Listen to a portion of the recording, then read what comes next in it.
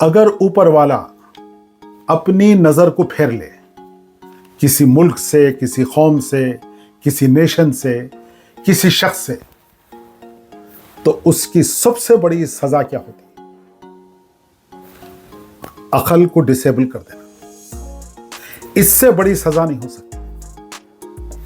अच्छे बुरे में तमीज खत्म हो जाना। ये नेशंस, कौम मुख्तलिफ वक्त पे होता रहा है कि जब ऊपर वाला सजा देने पे आ जाता है, जब उसको पनिश करना शुरू कर देता है, तो वो एक सबसे बड़ा काम ये करता है कि आपकी सोचने की सलाहियत खत्म हो जाती है। उसके बाद कुछ भी बाकी नहीं। फिर आप आड़े टेढ़े काम करना शुरू कर देते हैं।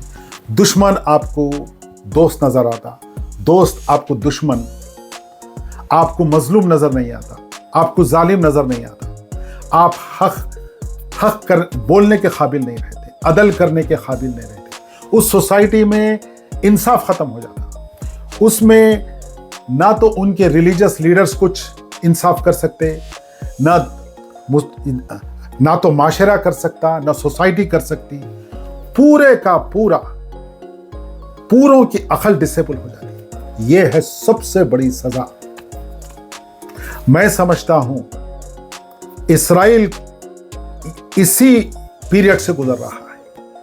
आज इस्राइल की एक एज ए होल सोसाइटी एक बहरान का शिकार है, अखलाकी बहरान।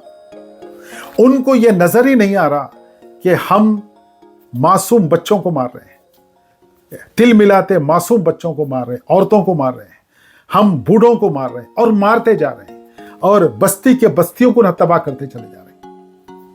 उनको यह मालूम ही नहीं हो रहा। एज ए सोसाइटी, मैं ये नहीं कह रहा हूं कि हर इसराइली ऐसी है, कुछ लोग देख रहे हैं मगर बहुत कम है। वो देख के कुछ बोल नहीं सकते। अभी कुछ दिन पहले 31 ममालिक का एक डेलीगेशन, जिसमें ambassadors, social activist, diplomats, journalist वगैरह वगैरह इस्राइल के दौरे पे आए।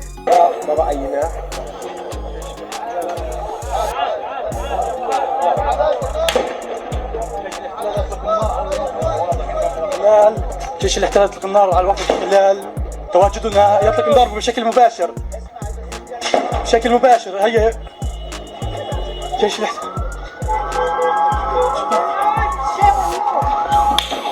الاحتلال لا زال يطلق النار باتجاه الوفد الدبلوماسي من القناصل والسفراء بين الدول.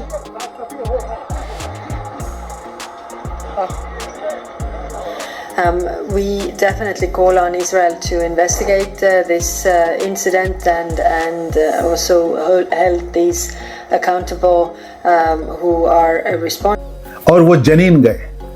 जब वो लोग आगे बढ़ रहे थे एक जगह, तो इसराइल की फौज हवा में बुलेट्स मारी कि वहां नहीं जा सकते तुम, और एक कोहराम मच गया।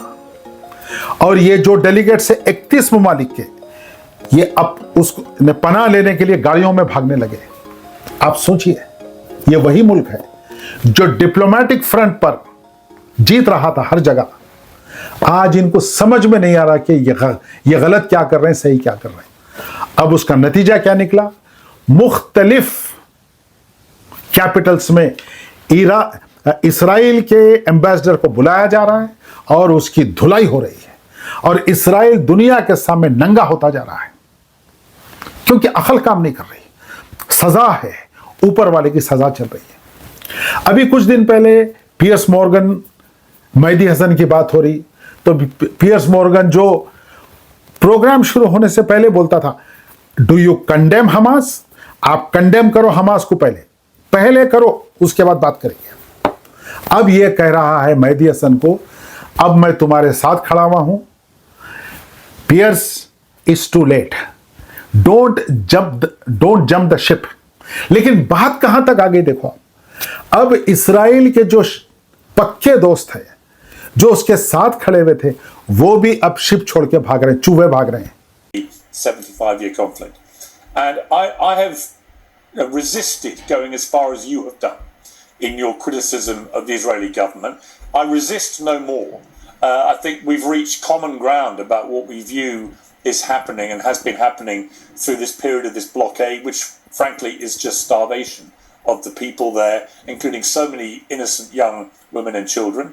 And I think that the incessant bombing and killing, and we don't know how many civilians have been killed, but it is on a daily basis. It looks like hundreds of people every day with no. और कई unions, Denmark में तो पूरे unions तय करे हैं Israel से कोई डीलिंग नहीं हो सकती बिजनेस की। आपको मालूम है डेनमार्क कौन है? 1.4 ट्रिलियन डॉलर इन्वेस्टमेंट है इनके दुनिया में मुख्तलिफ जगहों पे, richest country on the planet. तो जब ऊपर वाले का अजाब आता है, ऊपर वाले का पनिशमेंट आता है, तो सबसे पहले अकल पे पर्दा फट जाता। आप हराम को हलाल, गलत को सही, झूठ को सच, रात को दिन, दिन को रात, मजलूम को जालिम, जालिम को मजलूम, दोस्त को दुश्मन, दुश्मन को दोस्त समझने लगते हैं।